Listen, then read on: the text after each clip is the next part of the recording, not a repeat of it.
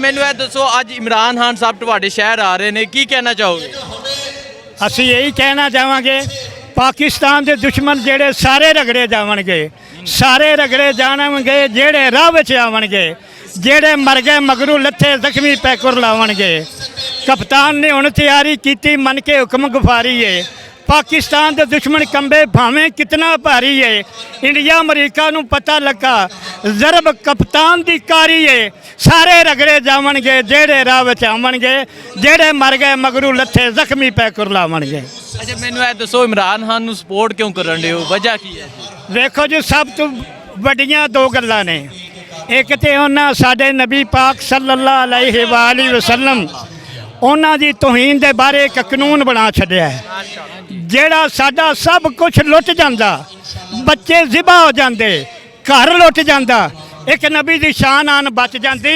साडे लई ये बड़ा एक आज़ाद सी। दूसरा काम है कि साडी नस्ल नूं जेड़ा वो कहंदा है कि मदीने की रियासत साडे बच्चियां नूं कुरान की तलीम प्राइमरी तो लैके BA की सनत नहीं देनी जिस बच्चे ने कुरान का तर्जमा ना पढ़िया। एडा वड्डा ये तो दुनिया च कोई काम कर सके ही नहीं। 70 साल किसी को होश आया ही नहीं। तो मैं इस वास्ते मेरा माल, मेरी जान, मेरी यान, मेरी जिंद जान इमरान खान और इमरान रियाज और जेड़े हक बयान करते हैं अल्लाह ताला उन्होंने भी हिफाजत करेगा तो इस पाकिस्तान की भी हिफाजत करेगा। अच्छा मैनू ये दस दो इत्थे जिमनी इलैक्शन ने की रिजल्ट आएगा इलैक्शन विच? यह रिजल्ट तुहाडे सामने नहीं आ रहा। मैं कभी वोट नहीं सी पाया, लेकिन कल अल्लाह ने पूछना है। मेरी नबी पाक की हुरमत के बारे एक बंदा खलोता सी, कुरान पाक पढ़ाने के बारे एक बंदा खलोता सी।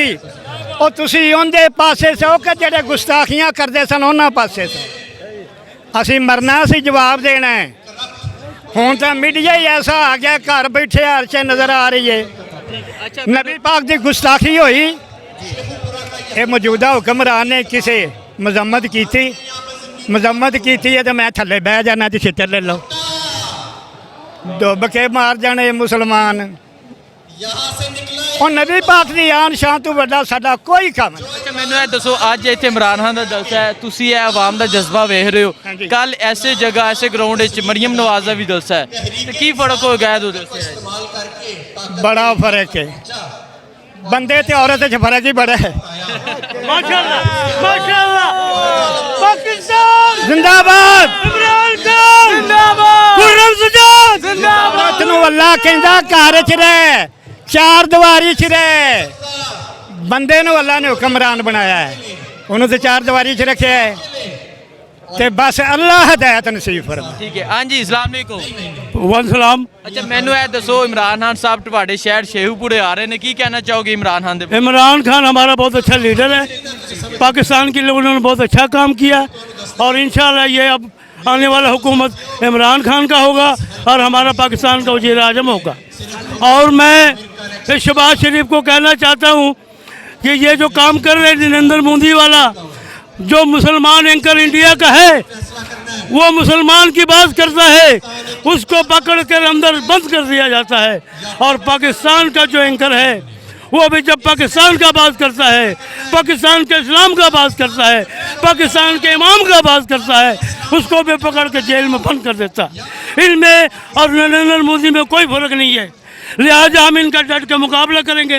आप देख रहे हैं कि पाकिस्तान में इमरान खान के सब लोग साथ हैं, सब लोग साथ हैं और हम माल माल जान सब उसके साथ रहेंगे। हम मुजाहिद हैं, हम पाकिस्तान बनाने के लिए बहुत कुर्बानी दिया। मेरा नाम भोला बिहारी है, हम लोगों ने बड़ी कुर्बानी दिया है पाकिस्तान बनाने के टाइम, और अब पाकिस्तान बचाने के टाइम आया है तो फिर कुर्बानी देने के लिए हम तैयार हैं। बहुत शुक्रिया जी। अस्सलाम वालेकुम। पाकिस्तान जिंदाबाद, पाकिस्तान जिंदाबाद और इमरान खान जिंदाबाद, इमरान खान इमरान खान जिंदाबाद जी जी क्या कहना चाहते हैं, क्यों आ रहे हैं जलसे पे आप? हम जलसे में आए हैं इमरान खान की मोहब्बत पे। वाहद लीडर है जिसने आलमी दुनिया में पाकिस्तान का पैगाम उजागर किया, नए काम किए, हर किस्म के नए काम की। हमने यहाँ अपने मियाँ खालिद को पीटीआई की तरफ से टिकट मिला, हमने उसकी पूरी कंपेन की, उसको पूरे शहर में डट का मुकाबला किया। 30,000 वोट के लीड से वो यहाँ शेखुपुरा शहर से जीता और फिर वो लोटा हो गया। हम इंशाल्लाह खुर्रम शहजाद विरक के मुकाबले में उसका भरपूर डट कर मुकाबला करेंगे और उसको इस इलेक्शन में भरपूर शिकस्त। ठीक है, बहुत शुक्रिया जी। अस्सलाम वालेकुम। दलील सुबह रोशन है सितारों की तुनक ताबी, उफक से उबरा आफताब गया दौरे गरा खाबी। मैं PP 135 से अली शहजाद असलम भट्टी, ISF प्रेसिडेंट लाहौर।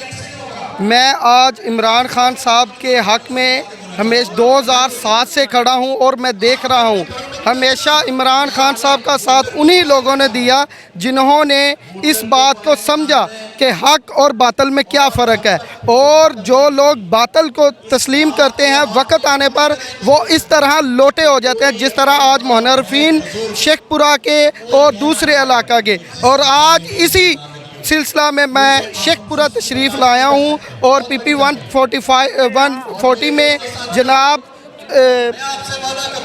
खुर्रम शहजाद साहब को इंशाल्लाह अल्लाह पाक कामयाबी देगा और इमरान खान साहब को पूरे पाकिस्तान में फतह नसीब करेगा। बहुत शुक्रिया जी। अस्सलाम वालेकुम। वालेकुम सलाम जी। ਚਾਚਾ ਜੀ ਇਹ ਦੱਸੋ, ਇਮਰਾਨ ਖਾਨ ਸਾਹਿਬ ਅੱਜ ਜਾ ਰਹੇ ਨੇ ਤੁਹਾਡੇ ਸ਼ਹਿਰ ਵਿੱਚ, ਬਿਸਮਿਲ੍ਲਾ ਜੀ। ਕੀ ਕਹਿਣਾ ਚਾਹੋਗੇ? ਅਸੀਂ ਇਹੀ ਕਹਿਣਾ ਚਾਹੁੰਦੇ ਹਾਂ, ਉਹ ਤੇ ਸ਼ਹਜ਼ਾਦਾ ਆ। ਅਸੀਂ ਉਹਦੇ ਨਾਲ ਆ, ਕੋਈ ਐਸੀ ਗੱਲ ਨਹੀਂ ਹੈ। ਅਸੀਂ ਉਹਦੇ ਪਿੱਛੇ ਆ ਤਾਕਤ ਬਣ ਕੇ। ਤੇ ਇੱਕ ਚੀਜ਼ ਤੇ ਮੈਂ ਰੌਸ਼ਨੀ ਪਾਉਣਾ ਚਾਹੁੰਦਾ ਕਿ ਇਮਰਾਨ ਖਾਨ ਦੀ ਜਿਹੜੀ ਹਕੂਮਤ ਗਈ ਹੈ ਨਾ, ਖੁਦ ਉਹਦੇ ਵਿੱਚ ਇਮਰਾਨ ਖਾਨ ਨੇ ਇਮਾਨਦਾਰੀ ਤੇ ਟੁਰਦਿਆਂ ਹੋਇਆ, ਅਗਰ ਉਹ ਬੇਈਮਾਨੀ ਤੇ ਟੁਰਦਾ ਜਹਾਂਗੀਰ ਤਰੀਨ ਨੂੰ ਨਾ ਨਾਰਾਜ਼ ਕਰਦਾ ਤੇ ਅਮਰੀਕਾ ਭਾਵੇਂ ਜਿਵੇਂ ਮਰਜ਼ੀ ਕਰ ਲੈਂਦਾ, ਉਹਦੀ ਹਕੂਮਤ ਨਹੀਂ ਜਾ ਸਕਦੀ। 40 ਅਰਬ ਦੀ ਚੋਰੀ ਕੀਤੀ ਜਹਾਂਗੀਰ ਤਰੀਨ ਨੇ, ਇਮਰਾਨ ਖਾਨ ਨੇ ਉਹਨੂੰ ਕਿਆ ਅਦਾਲਤਾਂ ਤੋਂ ਕਲੀਅਰ ਹੋ ਗਿਆ, ਇਹ ਤਾਂ ਸਾਰਿਆਂ ਨੂੰ ਪਤਾ ਨਾ। ਤੇ ਇਸ ਵਾਸਤੇ ਉਹਦੀ ਰੁਕਨੀਅਤ ਸਸਪੈਂਡ ਕਰ ਦਿੱਤੀ। ਉਹ ਲੋਟਾ ਸੀ, ਉਹ ਹੱਕ ਨੂੰ ਨਹੀਂ ਸਮਝਿਆ, ਉਹਦੀ ਕਿਸਮਤ ਮਾੜੀ ਕਿ ਇਮਰਾਨ ਖਾਨ ਵਰਗੇ ਬੰਦੇ ਨੂੰ ਉਹਨੇ ਛੱਡ ਦਿੱਤਾ ਤੇ ਜਾ ਕੇ ਯਜ਼ੀਦਾਂ ਨਾਲ ਮਿਲ ਗਿਆ। ਇਹ ਯਾਨੀ ਕਿ ਇਮਰਾਨ ਖਾਨ ਦੇ ਅੰਦਰੋਂ ਸੁਰੰਗ ਲੱਗੀ ਤੇ ਸਿਰਫ ਇਮਾਨਦਾਰੀ ਦੀ ਵਜ੍ਹਾ ਤੋਂ। ਇਮਰਾਨ ਖਾਨ ਬੜੀ ਮਿਹਰ। ਇਮਰਾਨ ਖਾਨ ਅੱਲਾ ਦਾ ਵਲੀ, ਜਿਹੜੇ ਬਾਕੀ ਨੇ ਉਹ ਇਹ ਸਾਡੀ ਬੜੀ ਖੁਸ਼ਕਿਸਮਤੀ ਹੈ ਕਿ ਸਾਡੇ ਕਾਇਦ ਨੇ, ਕਪਤਾਨ ਨੇ, ਇਮਰਾਨ ਖਾਨ ਨੇ ਖੁਰਮ ਸ਼ਹਜ਼ਾਦ ਵਿਰਕ ਨੂੰ ਚੁਣਿਆ ਸਾਡੇ ਸ਼ੁਕਰਾ ਵਾਸਤੇ। ਇਹ ਸਾਡੇ ਵਾਸਤੇ ਇੱਕ ਅੱਲਾ ਨੇ ਰਹਿਮਤ ਕਰ ਦਿੱਤੀ ਇਨਸ਼ਾਅੱਲਾ ਕਿ ਇਹਨਾਂ ਲੋਟਿਆਂ ਤੋਂ ਸਾਡੀ ਜਾਨ ਛੁੱਟ ਗਈ। ਸਾਨੂੰ ਜਿਹੜਾ ਇਮਰਾਨ ਖਾਨ ਨੇ ਸਾਰੇ ਕਹਿੰਦੇ ਨੇ ਨਾ ਅਸੀਂ ਨਬੀ ਨਾਲ ਮੁਹੱਬਤ ਕਰਦੇ ਹਾਂ ਆਪਣੇ ਨਾਲ। ਮੈਂ ਲਾਹੌਰ ਵੀ ਤੁਹਾਨੂੰ ਇੰਟਰਵਿਊ ਦਿੱਤਾ ਸੀ, ਇਹੀ ਕਿਹਾ ਸੀ, ਲੇਕਿਨ ਇਹਦੀ ਤਫਸੀਲ ਤੁਹਾਨੂੰ ਪੁੱਛਣੀ ਚਾਹੀਦੀ ਸੀ ਕਿ ਕੀ ਵਜ੍ਹਾ ਜੀ ਦੂਸਰੇ ਨਹੀਂ ਕਰਦੇ, ਲੇਕਿਨ ਉਹ ਜੋ ਇਮਰਾਨ ਖਾਨ ਕਹਿੰਦਾ ਨਾ ਉਹ ਕਰਦਾ ਵੀ ਆ। ਯਾਨੀ ਬੜੀ ਮਿਹਰਬਾਨੀ ਜੀ। अस्सलाम वालेकुम। ਵਾਲੇਕਮ ਸਲਾਮ। ਸਰ ਖਾਨ ਸਾਹਿਬ ਆ ਰਹੇ ਨੇ ਅੱਜ ਤੁਹਾਡੇ ਸ਼ਹਿਰ, ਕੀ ਕਹਿਣਾ ਚਾਹੋਗੇ? ਅਸੀਂ ਬਹੁਤ ਅੱਛਾ ਸਮਝਨੇ ਆ ਰਹੇ ਨੇ, ਅਸੀਂ ਬਹੁਤ ਖੁਸ਼ ਹਾਂ, ਬਹੁਤ ਅਸੀਂ ਜਜ਼ਬਾ ਸਾਡੇ 'ਚ। ਅਸੀਂ ਇਨਸ਼ਾਅੱਲਾ ਵੋਟ ਪਾਵਾਂਗੇ, ਇਹਨਾਂ ਲੋਟਾਂ ਨੂੰ ਸਾਰਿਆਂ ਨੂੰ ਭਗਾਵਾਂਗੇ।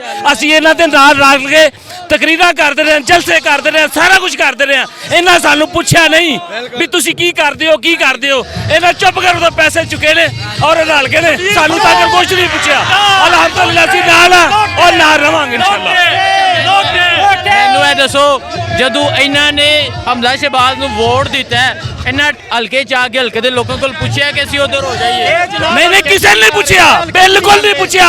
ਅਸੀਂ ਇਹਨਾਂ ਦੇ ਨਾਲ ਜਾਂਦੇ ਰਹੇ, ਸਾਰਾ ਕੁਝ ਕਰਦੇ, ਗਲੀ ਗਲੀ ਨਾਲ ਫਿਰਦੇ ਰਹੇ। ਸਾਨੂੰ ਕਿਸੇ ਨੇ ਨਹੀਂ ਪੁੱਛਿਆ ਵੀ ਯਾਰ ਸਾਡੇ ਨਾਲ ਆਓ, ਸਾਡਾ ਮਸ਼ਵਰਾ ਕਰੋ, ਇਹ ਕਰ ਲਈ, ਕਿਸੇ ਨੇ ਕੋਈ ਨਹੀਂ ਪੁੱਛਿਆ। ਅਸੀਂ ਇਮਰਾਨ ਖਾਨ ਦੇ ਨਾਲ ਆ, ਇਮਰਾਨ ਖਾਨ ਦੇ ਨਾਲ ਰਵਾਂਗੇ ਔਰ ਇਨਸ਼ਾਅੱਲਾ ਮਰਦੇ ਦਮ ਤੱਕ ਰਵਾਂਗੇ। ਇਹਨਾਂ ਨੇ ਕਿਸੇ ਨੇ ਪੁੱਛਿਆ ਕੀ ਸਮਝੋ 17 ਤਰੀਕ ਨੂੰ ਇਹਦਾ ਬਦਲਾ ਲਓਗੇ? ਇਨਸ਼ਾਅੱਲਾ ਅੱਜ ਹੀ ਬਦਲਾ ਲੈ ਲੈਣਾ, ਅੱਜ ਹੀ ਲੈ ਲੈਣਾ। 17 ਤਰੀਕ ਦਾ ਬਹੁਤ ਦੂਰ ਦੀ ਗੱਲ ਹੈ, ਅੱਜ ਲਵਾਂਗੇ ਇਨਸ਼ਾਅੱਲਾ।